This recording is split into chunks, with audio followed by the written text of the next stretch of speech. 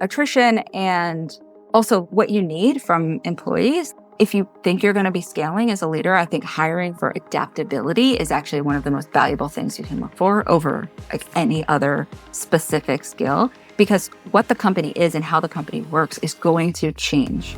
And you need to have people in the organization who are okay with that, who are okay with working on different things, with working in different ways, and who are going to help you sort of adapt and grow as a company as it changes over time. Employees who want things to stay the way that they are have value, but it doesn't work in a company that's scaling. Welcome to the E-Commerce Toolbox Expert Perspectives, a podcast by Noibu, where we explore the elite strategies and cutting-edge insights with our expert guests. Get ready to propel your e-commerce business to the next level.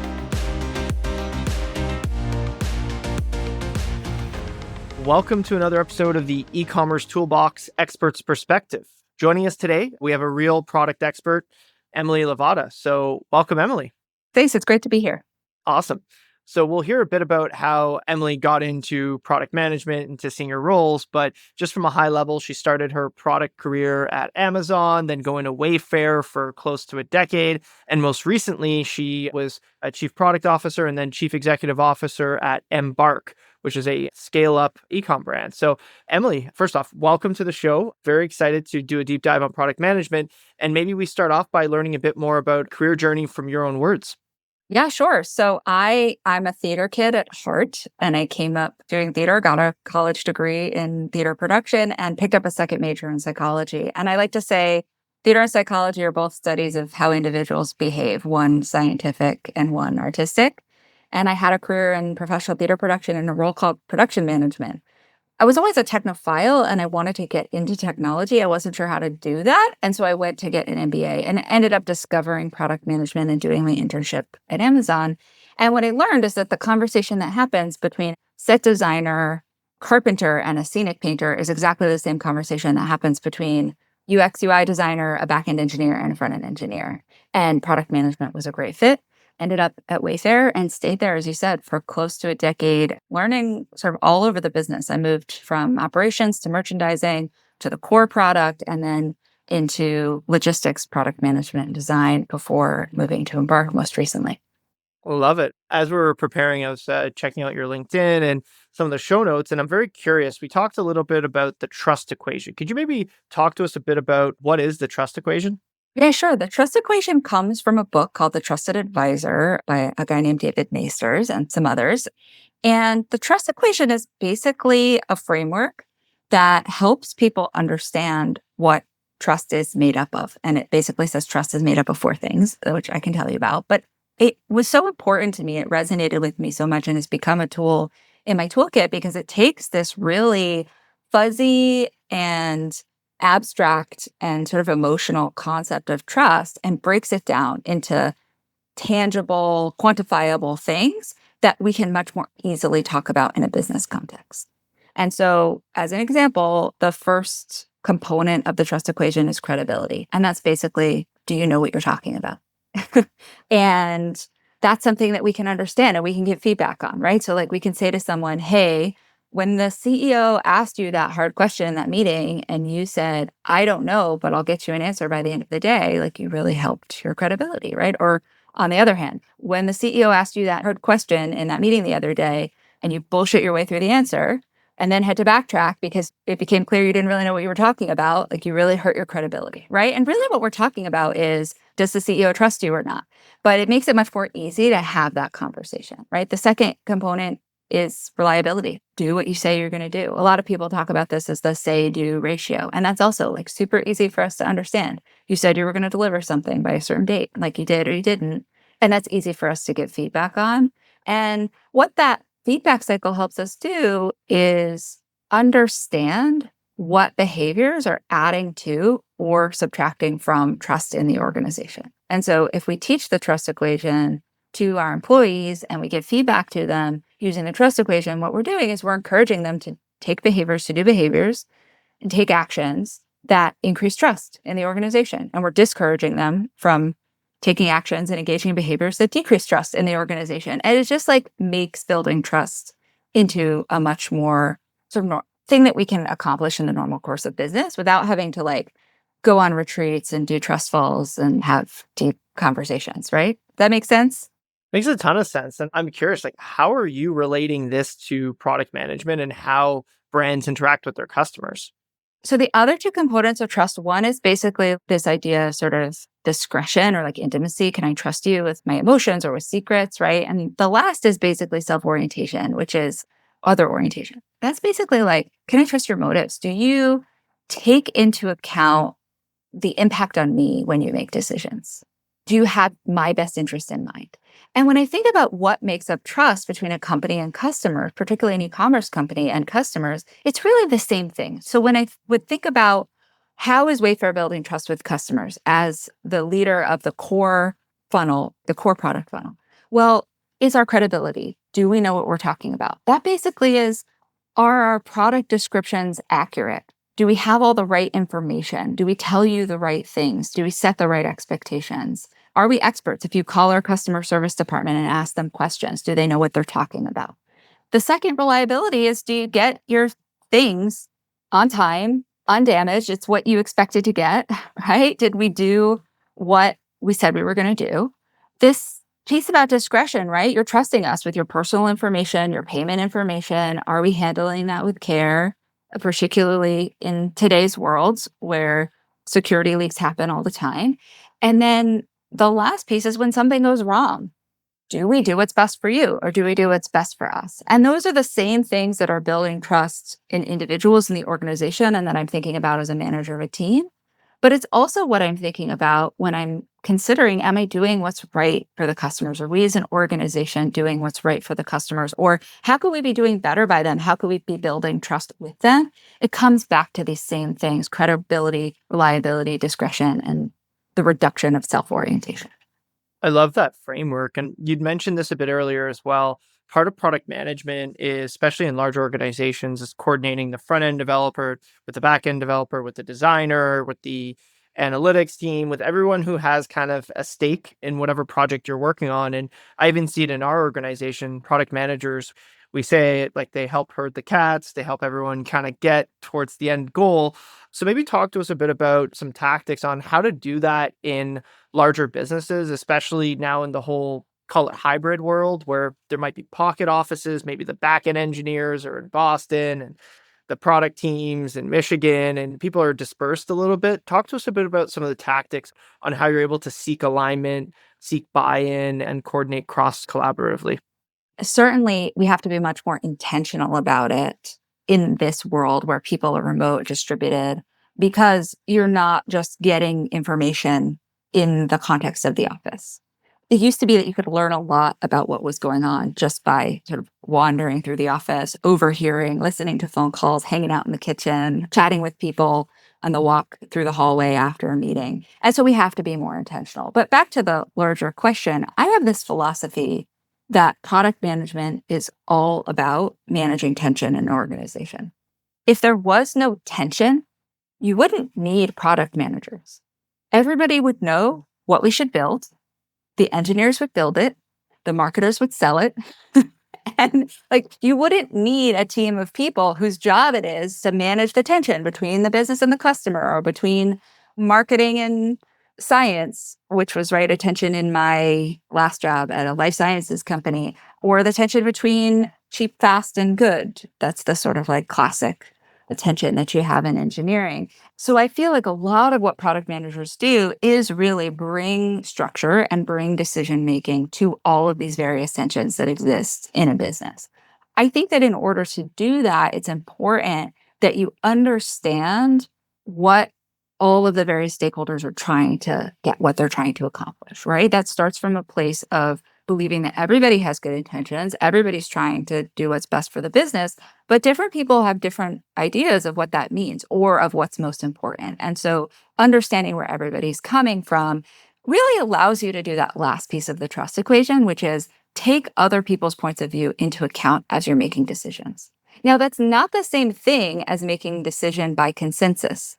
which is a killer when we're trying to move fast and is not what we're trying to do. But as a product manager, being able to come into any cross-functional situation and say, okay, I understand you're trying to get this and you're trying to get this and you're trying to get that and you're trying to get that. And like, here's what's best for the business and here's what's best for the customer. And I'm going to take all those things into account and I'm going to triangulate the solution that's going to give us the best. That doesn't mean that you are specifically going to get what you want. But we as an organization are going to get what's collectively the best for us.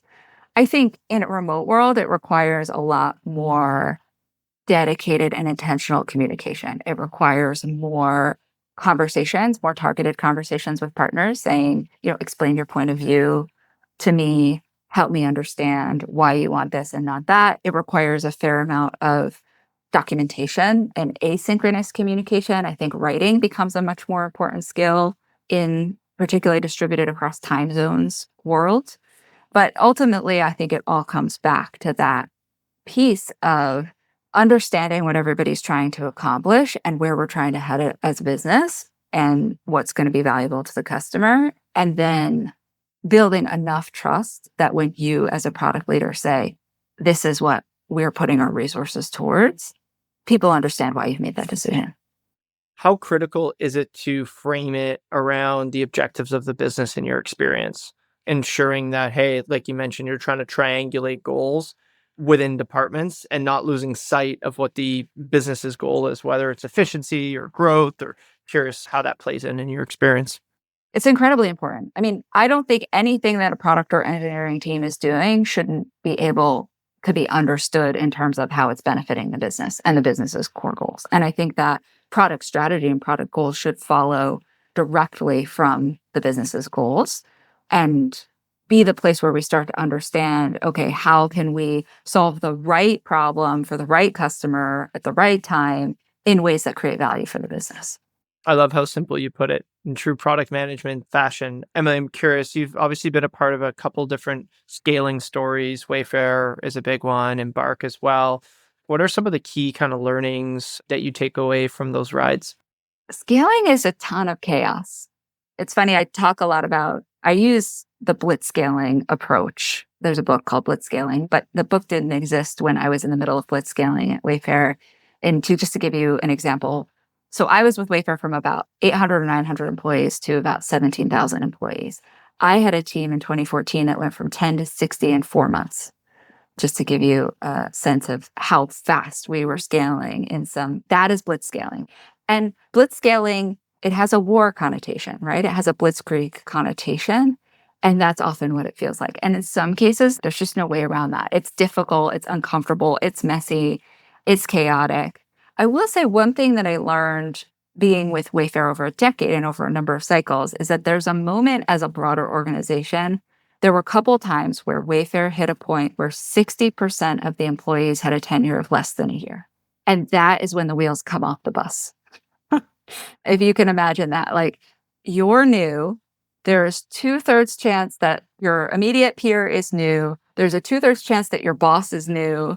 And it's the blind leading the blind. And what happens is the people who actually know what's going on at the company, who hold the culture of the company, they are now spending all of their time just trying to help keep everything moving forward, that essentially no work gets done until a reasonable number of those people have sort of onboarded and are productive.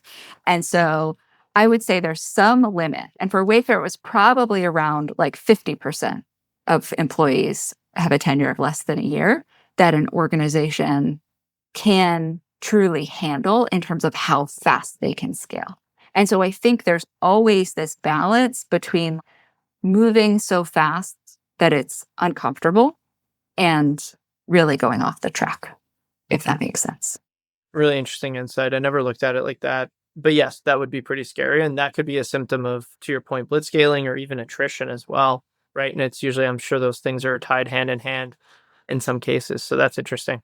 Definitely attrition and also what you need from employees. If you think you're going to be scaling as a leader, I think hiring for adaptability is actually one of the most valuable things you can look for over like any other specific skill, because what the company is and how the company works is going to change. And you need to have people in the organization who are okay with that, who are okay with working on different things, with working in different ways, and who are going to help you sort of adapt and grow as a company as it changes over time.